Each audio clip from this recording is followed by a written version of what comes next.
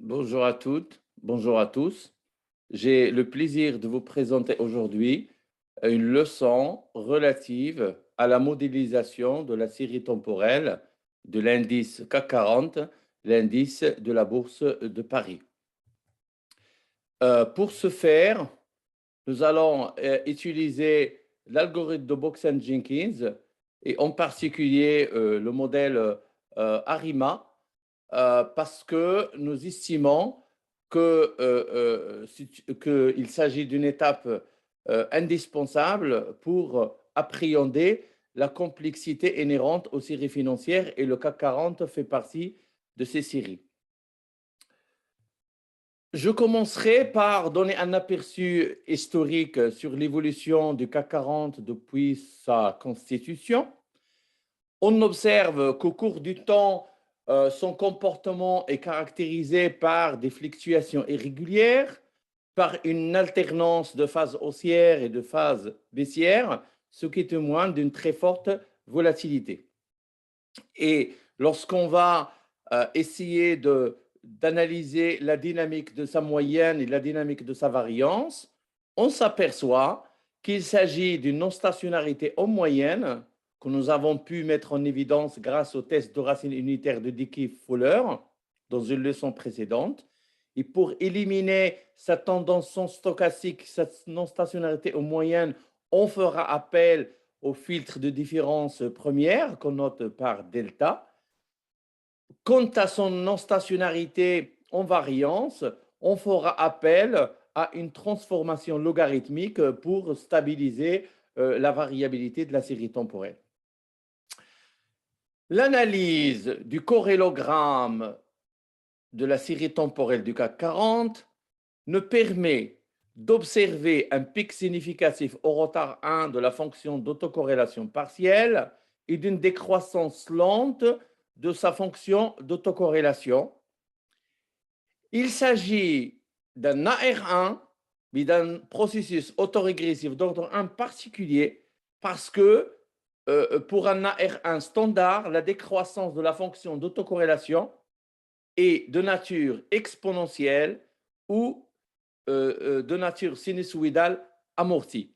Et donc, cette particularité de ce corrélogramme témoigne de la présence d'une racine unitaire, d'une tendance stochastique et ce qu'on a appelé le comportement de marche au hasard ou de random walk. Et on dit que le CAC 40 est intégré d'ordre 1, c'est-à-dire il faut utiliser une différence première pour le rendre stationnaire et pour éliminer la racine unitaire, source de tendance stochastique. Et dans l'écriture suivante, nous pouvons exprimer YT en fonction de sa valeur passée à T-1 plus un bruit blanc YT. On va changer le terme YT- on introduit T-1 en introduisant l'opérateur retard L. Et donc, en factorisant, on montre que la racine de ce polynôme d'opérateur retard est 1. Et donc, puisque la racine est égale à 1, on parle de racine unitaire. Et donc, le filtre de différence première va consister à éliminer cette racine unitaire. Et donc, éliminer la racine unitaire veut dire tout simplement stationnariser le processus. Et donc, on a fait une différenciation d'ordre 1. Donc, le petit d égale à 1. Et donc, lorsqu'on va essayer d'écrire le comportement de la série temporelle du CAC 40 et compte tenu de la présence d'une racine unitaire, il sera modélisé par un processus ARMA-PQ intégré d'ordre 1 et donc on va noter un processus ARIMA P1Q. Et donc si on veut rentrer dans le cadre de l'algorithme de Box-Jenkins, il suffit d'estimer l'ordre P de la partie autorégressive et l'ordre Q de la partie moyenne mobile pour estimer un modèle ARIMA décrivant le comportement de la série temporelle du CAC 40. Donc, lorsqu'on va intégrer cette transformation en différence première, le corrélogramme initial va changer complètement dans la mesure où le pic significatif au retard 1 n'apparaît plus, et dans la mesure où il y a disparition totale de la décroissance lente de la fonction d'autocorrélation parce qu'on a éliminé la tendance. Et donc, au fait, on va trouver la représentation graphique suivante où la courbe bleue représente la dynamique de l'indice CAC 40 et la courbe rouge montre la variation le comportement de la différence première. Et donc, on voit bien qu'on a quasiment éliminé la tendance. Et là, la tendance, elle tourne autour, et la moyenne de la série temporelle tourne autour de 0. Donc, ça ressemble à un bruit blanc, mais c'est un bruit blanc qui est, on vous le dit dès maintenant, qui n'a pas une variance constante au cours du temps, qui est hétéroscédastique. On va le voir dans la suite. Juste une remarque, la différence première d'un indice boursier est assimilé au rendement parce que lorsqu'on va faire un développement entre le rendement arithmétique, on va arriver à la conclusion selon laquelle il y a comment dirais-je, une similarité entre le rendement arithmétique et le rendement logarithmique. Et donc ici, le rendement arithmétique, c'est le prix d'aujourd'hui moins le prix d'hier divisé par le prix d'hier. Je vais décomposer ce ratio. Et donc, je vais faire apparaître ici le 1, ici. Et donc, je le fais passer de l'autre côté. Et donc, je vais 1 plus le rendement arithmétique est égal à P en logarithme sur PT sur PT moins 1. Et lorsque j'intègre la transformation logarithmique, c'est la différence première. Et donc, ceci représente le rendement logarithmique que je vais noter R minuscule indice T. Et c'est la transformation logarithmique de 1 plus RT. Et donc, je vais intégrer la fonction exponentielle des deux côtés. Et donc, j'aurai 1 plus RT est égal à 1 plus RT exposant 1 sur factoriel de 1 plus R au carré factoriel de 2 plus R exposant 3 factoriel 3, etc. Et donc, on peut y mettre l'hypothèse selon laquelle, comme on est en rendement logarithmique, cette partie cette partie est égale à 0. Et donc, j'aurai 1 plus RT, rendement arithmétique, est égal à 1 plus RT, rendement logarithmique. Et donc, on peut assimiler la différence première d'une série financière à son rendement logarithmique. Et donc, pour la modélisation, on va plus parler du rendement d'un actif financier. Et dans notre cas, c'est le CAC 40. Alors, analysons ce rendement. Donc, lorsqu'on va voir, certes, la différence première a fait disparaître le pic significatif au retard 1 et la décroissance lente de la fonction d'autocorrélation. Donc, la première intuition qui nous vient à l'esprit, ça ressemble dans sa structure, dans sa forme, au corrélogramme d'un bruit blanc, sauf que lorsqu'on va voir le bruit blanc, lorsqu'on va essayer d'appliquer, par exemple, le test de Young-Box pour examiner l'absence d'autocorrélation, on voit bien que contrairement au bruit blanc qui est caractérisé par une absence totale d'autocorrélation, la différence première du CAC 40, le rendement du CAC 40 est très fortement corrélé parce que vous voyez que toutes les probabilités ici, ils sont strictement inférieures à 0,05. Et donc, ces rendements-là, leur très forte autocorrélation, on va, dans une première partie, essayer de l'expliquer en examinant les statistiques descriptives. Et ces statistiques descriptives vont nous révéler ce qu'on appelle dans le jargon des financiers des faits stylisés des rendements financiers. Il y a des faits stylisés, ça veut dire des régularités empiriques qu'on observe dans tous les rendements des indices boursiers, des actifs financiers en général, en particulier leur skewness négatif et leur kertosis supérieure à 3, c'est-à-dire leur distribution qui est très différente, qui n'est pas la loi normale. Et donc, n'étant pas distribués selon une loi de Gauss, ils ont un skewness qui est négatif et un kertosis qui est très, très élevé. Et on doit essayer d'expliquer la signification de ce kertosis élevé. Et donc, ce kertosis élevé largement supérieur à la valeur 3, qui est la valeur de loi normale, témoigne d'un excès de kertosis. Et l'excès de kertosis, il témoigne d'une forte probabilité d'occurrence d'événements extrêmes. Parce que si on se situe dans le cadre de la loi normale, les événements extrêmes ont une fréquence d'apparition et une probabilité d'apparition qui est très très faible, voire nulle, alors que ici, la distribution empirique du rendement du CAC 40 révèle cette forte probabilité d'occurrence d'événements extrêmes. Et donc, la distribution, il est leptocurtique, et donc on parle de distribution que épaisse, on parle en anglais de fast tails, on parle de heavy tails, et on va parler d'événements extrêmes ou bien de tail events. D'autre part, le coefficient de skewness étant différent de 0, parce que 0 c'est la valeur de la loi normale qui est une loi symétrique, et donc le coefficient d'asymétrie s'élève à 0. Et en plus, elle est négative. Donc la loi, elle est asymétrique, la distribution du rendement est asymétrique, mais elle est négative, ça veut dire qu'elle est étalée vers la gauche. Concrètement, cela veut dire tout simplement que l'ampleur des pertes est largement élevée que l'ampleur des gains.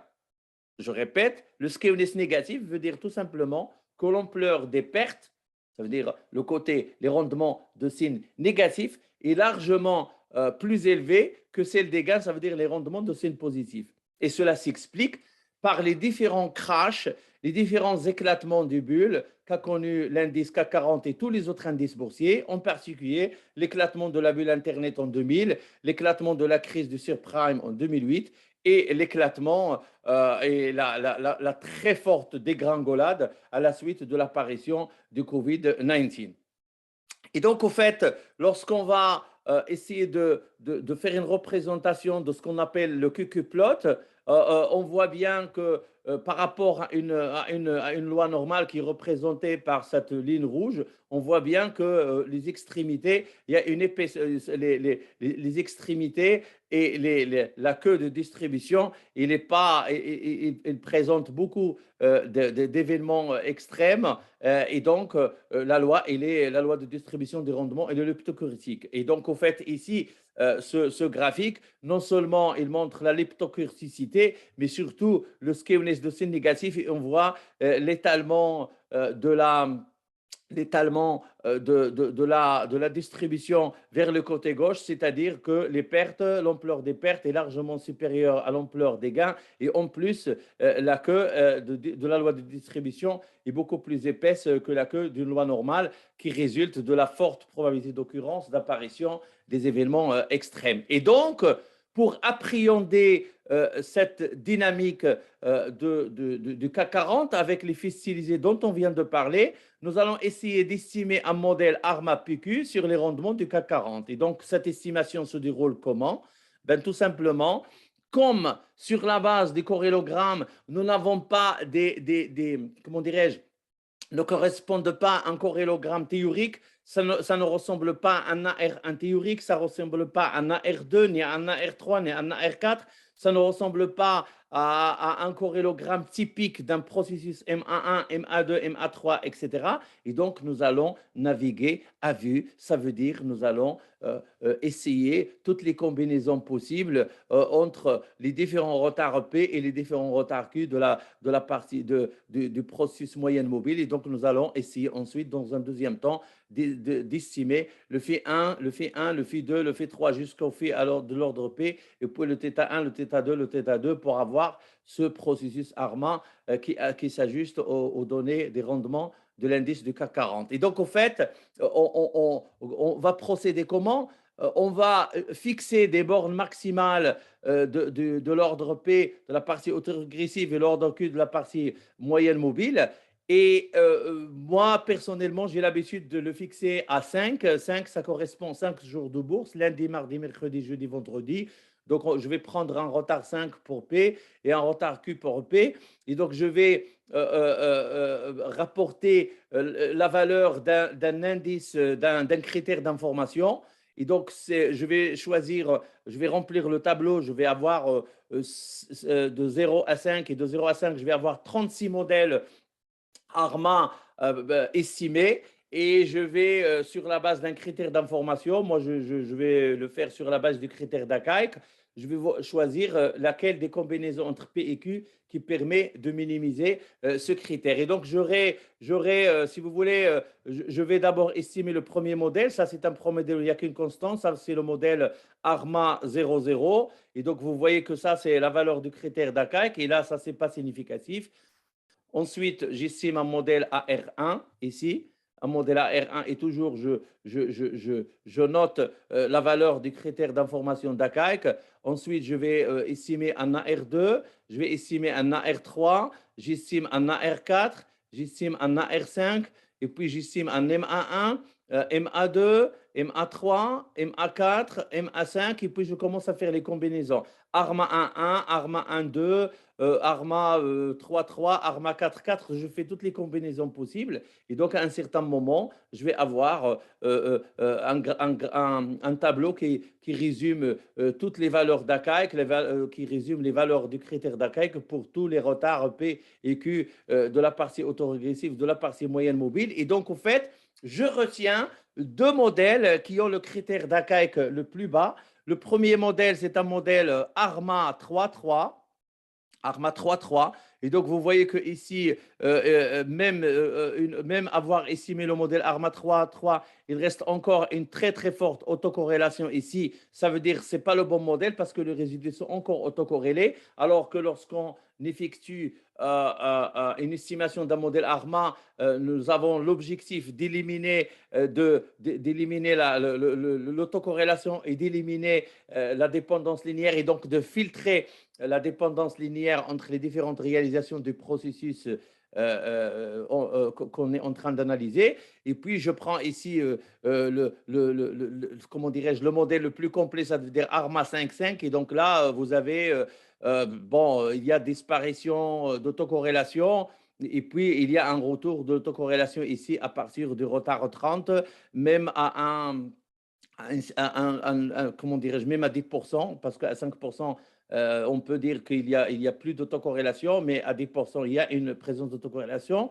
Donc, je dirais, quel que soit le retard, quelle que soit la combinaison entre P et Q qu'on utilise, nous aurons toujours présence d'une autocorrélation qui certes s'est affaiblie parce que le processus ARMA a pu affaiblir l'autocorrélation, mais il y a de l'autocorrélation résiduelle et donc estimer des rendements d'un actif financier par un modèle ARMA présente un défi majeur dans le monde empirique. On va expliquer par la suite, on va voir pourquoi les modèles ARMA n'arrivent pas à appréhender l'autocorrélation du processus générateur de rendement du CAC 40. Et donc ici, si je veux estimer, enfin tester l'hétérosidasticité de ces résidus. Donc d'abord, je vais tracer le corrélogramme des carrés aux résidus. Ça va nous donner les retards pour effectuer le test Arch. Donc vous avez 1, 2, 3, 4. Donc nous avons 5 retards. Et donc lorsque je vais effectuer le test Arch à un retard 5 que je viens de faire apparaître ici par l'examen du corrélogramme des carrés des résidus, je vois que la probabilité associée à l'hypothèse nulle est strictement inférieure à 0,05. Donc, les résidus du modèle ARMA-PQ estimés, ils sont hétérosidastiques. Je répète, les résidus du modèle ARMA-PQ sélectionnés pour modéliser les rendements du CAC 40 sont hétérosidastiques. Et donc, il y a encore de l'autocorrélation dans les résidus.